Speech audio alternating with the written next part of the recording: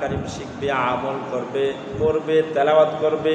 কিয়ামতের ময়দানে সেই কোরআন তেলাওয়াতকারীর বাবা মাকে সম্মানের মুকুট আল্লাহ পাক পরাইবেন। সুবহানাল্লাহ। এরপর রব্বুল আলামিন হাদিসে পাকে নবীজি সাল্লাল্লাহু আলাইহি ওয়াসাল্লাম বলেন, যে ব্যক্তি কোরআন তেলাওয়াত করলো, কেমন জানি সেই রবের সাথে তেলাওয়াত শুরু করে দিল, আলাপ শুরু করে দিল। আল্লাহ তাআলার সাথে সম্পর্ক, এটা অনেক বড় দামি নিয়ামত। আল্লাহ তাআলার সাথে সম্পর্ক গড়া এটা সবচাইতে বড় নিয়ামত। এজন্য কোরআনুল কারীম এটা আমাদেরকে আল্লাহ পাক বিশেষ একটা নিয়ামত দান করছেন। সুবহানাল্লাহ। কিয়ামতের ময়দানে অনেক শহীদদেরকে ডাকা হবে, কিন্তু হযরতে উসমান জিন্নুরাইন উসমান গনি রাদিয়াল্লাহু তাআলা আনহুকে কিয়ামতের ময়দানে শহীদদের মধ্য হতে কোরআনুল কারীম হযরতে উসমান রাদিয়াল্লাহু তাআলা আনহুর ব্যাপারে সুপারিশ করবেন। হযরতে উসমান গনি রাদিয়াল্লাহু তাআলা আনহু ছিলেন এমন শহীদ, যেই শহীদের ব্যাপারে কোরআন নিজে সাক্ষী দিবে। হযরতে উসমান রাদিয়াল্লাহু তাআলা আনহুকে নবীজি সাল্লাল্লাহু আলাইহি ওয়াসাল্লাম ভবিষ্যৎবাণী করে গিয়েছিলেন, উসমান, তোমার খেলাফতের জন্য তোমাকে শাহাদাত বরণ করতে হতে পারে, খবরদার তুমি তোমার খেলাফত ছাড়বা না, তোমার ক্ষমতা ছাড়বা না। দেখা গেল তাই হযরতে উসমান রাদিয়াল্লাহু তাআলা আনহু জীবদ্দশায় শেষ মুহূর্তে ঈমানদারের মধ্যে যারা বেঈমান কাফের ছিল, মুনাফিক ছিল, তারা হযরতে উসমান গনি রাদিয়াল্লাহু তাআলা আনহু কোরআনুল কারীম তেলাওয়াত করতেছে। সেই সময় যায় চতুর্দিকে হযরতে উসমান গনিকে তারা বেষ্টন করে ফেলল।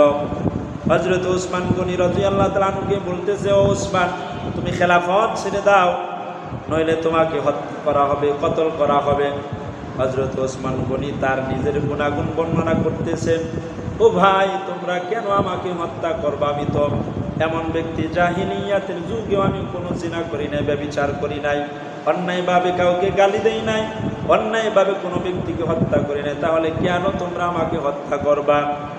হযরতে উসমান গনি রাদিয়াল্লাহু তাআলা আনহু বলেন যে না, খেলাফত তোমাদেরকে দেওয়া যাবে না। এক পর্যায়ে হযরত উসমান গনি রাদিয়াল্লাহু তাআলা আনহু এই কথা বলেই তিনি ওই অবস্থায় যত তেলাওয়াত করতেছিলেন, যত জোরে, এর চাইতে আরো বেশি জোরে তেলাওয়াত শুরু করে দিলেন।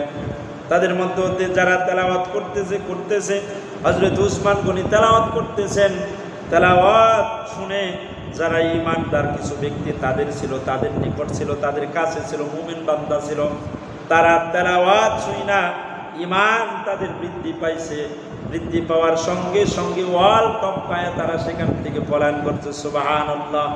কিন্তু মুনাফিক যারা ছিল হযরত উসমান গনিকে কতল করার জন্য, হত্যা করার জন্য তারা ছুরি চালানো শুরু করে দিল। হযরত উসমান গনি রাদিয়াল্লাহু তাআলা আনহু তিনি তেলাওয়াত করতেছিলেন নিচের দিকে চেয়ে, কেমন জানি কোরআন শরীফটা হযরত উসমান গনি রাদিয়াল্লাহু তাআলা আনহু ভাবে নিয়েছিলেন।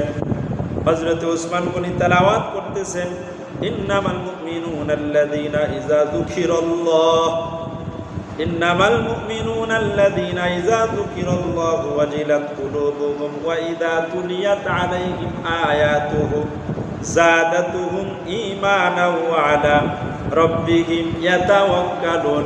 হযরত উসমান গনি তেলাওয়াত করতেছেন, এক পর্যায়ে কাফেররা ছুরি চালানো শুরু করে দিল। ওদিক দিয়ে হযরত উসমানের স্ত্রী, উসমান গনি রাদিয়াল্লাহু তাআলা আনহুর স্ত্রী আয়েশা দুইটা হাত দিয়ে তরবারিটা ধরতে চাইছে।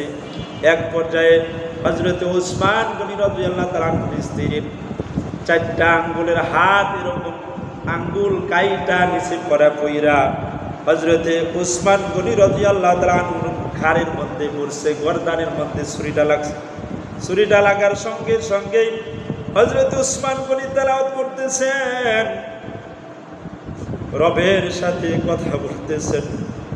আর হযরত উসমান গনি রাদিয়াল্লাহু তাআলা আনহু বিশিষ্ট একজন সাহাবী, যেই সাহাবীকে আল্লাহর নবী তার নিজের দুইটা কন্যাকে দান করেছেন, নিজের দুইটা কন্যাকে হযরতে উসমানের সাথে বিবাহ দিয়েছেন।